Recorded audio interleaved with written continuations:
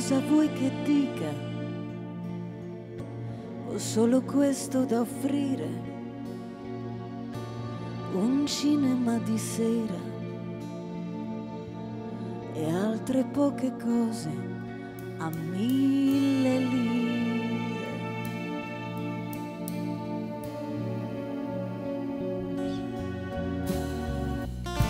Un cinema, ti assicuro,